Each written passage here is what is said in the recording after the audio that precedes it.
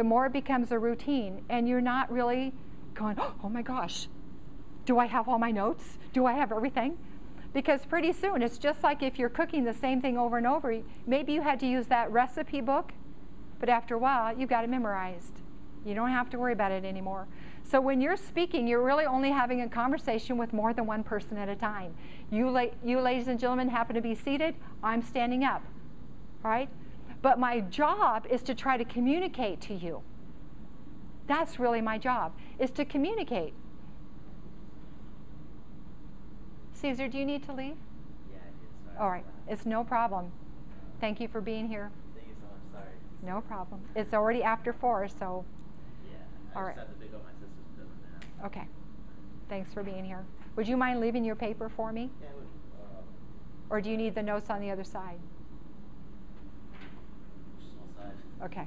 All right. Sure. All right. What I'm really trying to communicate is my job is to present you with a message.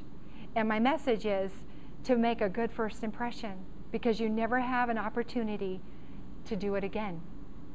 Yeah. So, if you interviewed this entire room of people right now, you're saying you would pick, and you had one employee to hire out of this entire, everyone in this room right now, you would pick the person that fits that GIVES model to the closest, to the T, to that closest. Mm-hmm. So the person that's going to be hired in this room is the person that's going to spread out their personality to each one of those letters. Mm-hmm. Perfectly. People are looking for character. Who All would right? you hire right now in this room?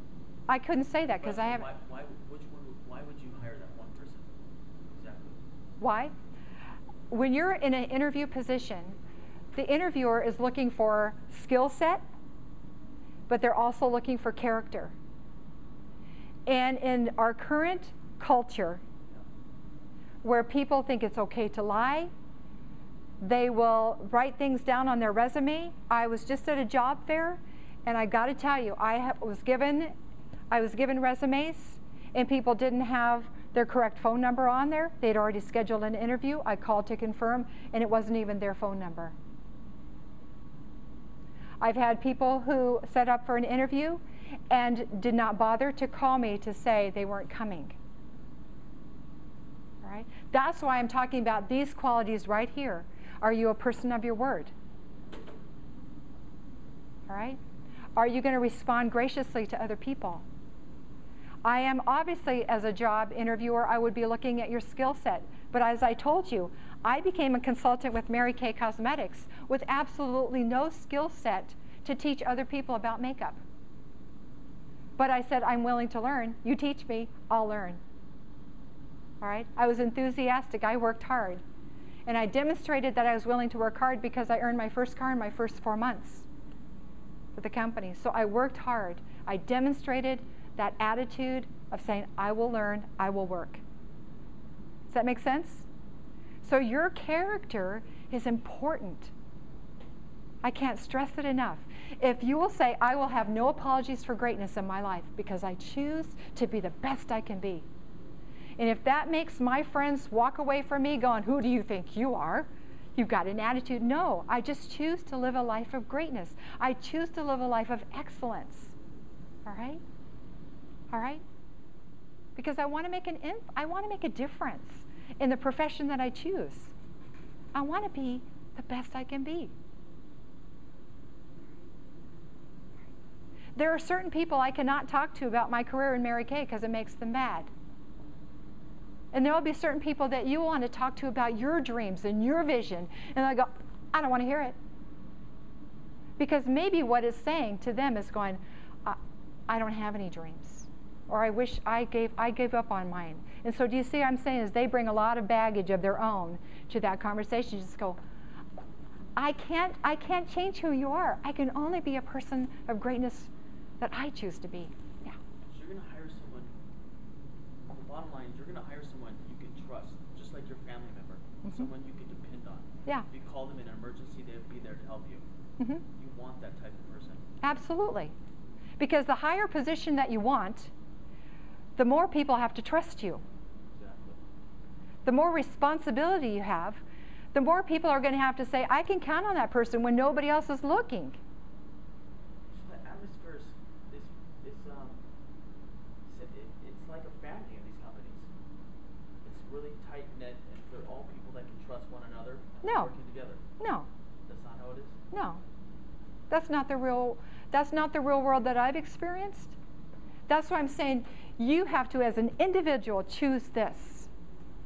Yeah. We choose that as individuals, and we have integrity, ambition. But what's a secret that you want to see when you walk in the room? You're not going to show your integrity the first 30 seconds, maybe. So what's a secret that we can know that we should do? Okay. All right. In that first 30 seconds, the only thing people see is what? Huh? Is the external, right? They haven't asked you any questions. They only see the external. So you go, okay, if you're a guy, all right, are you slouching or are you sitting straight up? When you shake their hand, when you shake their hand, is it a firm handshake or is it one that's going to knock their shoulder out of socket? Do you see what I'm saying? All right, is it just a firm handshake? Are you giving them eye-to-eye contact? Because if you're diverting your eyes all over, you're not giving them eye-to-eye contact, what are they thinking? You're scared. I can't trust you. You won't look me in the eye. All right? They're looking at all that. All right, when you walk into a room, you examine the whole environment so that you can engage in conversation that you might pick up on in the room. All right.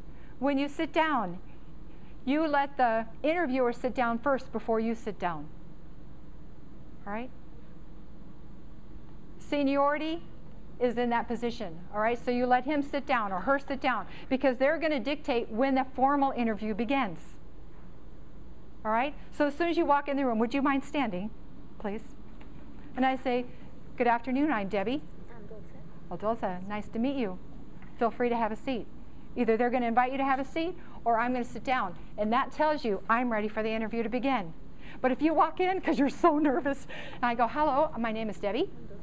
I'm Dulce. Nice to meet you. And you immediately sit down because you're like, oh my gosh, if I don't sit down, I'm going to fall over because I'm so nervous. All right? All right, so you have to wait. All right? It's like you're in their home. You are their guest. You respond to what they invite you to do. So if I sit down, and remember for the women, that you sit down with your knees like this together. All right? You sit down with your knees together. You don't go, all right? You sit down with your knees together. You're poised. You look like a woman. You dress in a dress. All right? There has been research that's been done that if you're a woman and if you want to be taken seriously in the work environment, you wear a dress. Not even the most expensive pantsuit. You will get raises faster. Research shows it. All right? So you sit down. You don't cross your knees. You cross your legs at your ankles. If they give you a swivel chair, please ask that they don't give you a swivel chair because when we're nervous, we're like, oh, I don't know, swinging all around. All right? So you sit still. You sit still. All right? If you're a woman, you put your hands, you cup your hands, and you put them in your lap. Because otherwise we tend to take and put our hands on our hair, make sure our hair is fine. You know, we're pulling our skirt, make sure it's okay. You sit there poised. All right? Woman, if you have a purse, put it on the floor. If you put it in your lap, you're going to start fiddling with it because you're nervous. All right? Gentlemen, and also this desk, if this is I'm walking into this room, if this is your desk, if I put my hands on your desk, I'm invading your territory. That's your personal space. Okay? So, when an interview, that's why you keep your hands here. You don't go, and how are you today? All right? That's way too personal. Way too personal. Okay? So you always keep yourself at that professional distance. All right? If you're a guy or even a woman, try to avoid crossing your arms because crossing your arms means conversation's over or I'm not listening. Yes? Is it okay, like, what I've noticed when I talk, I usually use my hands? Good question. You can use your hands as long as they don't go above your head. Because when you go above your head, people go, oh my gosh, that person's out of control. All right? No, you can use your hands because that's just the normal conversation, right? Most of us don't talk like this. But if somebody asks you a question, you can raise your hands and answer the question. All right? Does that make sense? But try to keep them below your shoulders. Otherwise, you're like, they're going, oh my gosh, you might hit me. Yeah. Do you think someone could be too serious, like to the point where they feel like the manager feels like that person's going to explode and they just don't know if they can trust that person because you're just so serious? Yes, you can come across too serious, but My professor, he warned me about that just last week. yeah, you try not to take yourself too seriously. All right, be a person. Don't feel like, oh my gosh, I might say the wrong word. You might, but just get over it. It's okay. All right? So if you're a guy, try not to cross your arms. If there are arms on the chair, you can put your arms on the chair. All right? Keep your arms and hands off of their desk. All right? Or even if it's at a table. Okay? Because you tend to get more slouchy and way too comfortable when you put your arms there. Does that make sense? So that's a great question of what are they looking for. So that's all you can do until they start to ask you questions. The other thing that I had them do in the mock interview, I said, pretend, and you can practice this with your friends, write out your dream job, and then write out 3 to 5 questions that you would expect to have an interviewer ask you for that job, and then have your friends interview you. All right? And then I want to say, did I appear confident, or was I apologizing for experience that I should have that I don't have? Everything that's happened in your lives, ladies and gentlemen, up to this point has prepared you as much as possible for that dream job. If you are choosing to be a person of excellence, if to say, okay, I'm moving into greatness because I want to be the best. All right? Does that make sense? All right. So remember, when you go into a job interview, 30 seconds. Are you dressed today in the way that you would be dressed if you're going for an interview?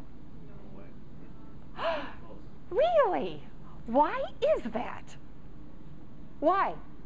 Because you instinctively know that you only have those 30 seconds, right? Then that you're going to be dressed to the best of your ability for that job. We already know. That's all we got. 30 seconds. Or you could examine exactly how the person you're looking up to that is prestigious, is potentially interviewing you, how that person dressed. How do they dress? What's their attire? You need to do your homework. You need to dress for the position that you're interviewing for, all right? But then dress also considering, what job do I really want? All right? What job is it that I really want? Because that communicates that you're a person who has already got a vision to say, all right, I might start at this level, but this is where I really want to go. And I'm willing to put in the time to earn that position. All right? Now, may I take these pieces of paper? All right? And you are looking to be a nurse, right? All right? For an assistant in plastic surgery. All right? You are planning to be a researcher in biology. I'll say it that way. You were planning to be a CPA and an auditor, correct? Correct. All right? And you were planning to be a counselor for adolescents, a psychologist, all right? And to work on your PhD. I already asked her, what schooling are you planning to be? So when you're thinking about your dream job, go, what is it going to take to get there? And start mapping it out. If you go, someday I'm going to go to the moon. Someday I'm going to be there on Mars. All right? If you want to be on Mars someday, what are you doing today to get there? All right? What are you doing today? Going to college. All right? Picking out the schools that will get you there. Does that make sense? What do you want? What's your dream job? You figure it out. It's serious. Huh? It's serious. It's real. It's real. It's absolutely real. It's like, James Cameron, he has those Russian submarines. You mentioned you want to be a research biologist. They drop those submarines into the ocean, and they go to the deepest parts of the ocean, and they film and they study creatures and volcanic eruptions under the ocean that no one's ever witnessed before. How could you be in that submarine? It's like going to another planet. Exactly. But do you see? All right, so this is what I want you to do. If you have never done this before, this can radically change your life. I want you to take some time by yourself, write out, in my wildest imaginations, where would I want to be? What would I want to be doing? All right? And then say, what can I do today to make that a reality? Do I need to go to school? Do I need to get what kind of a degree do I need to get?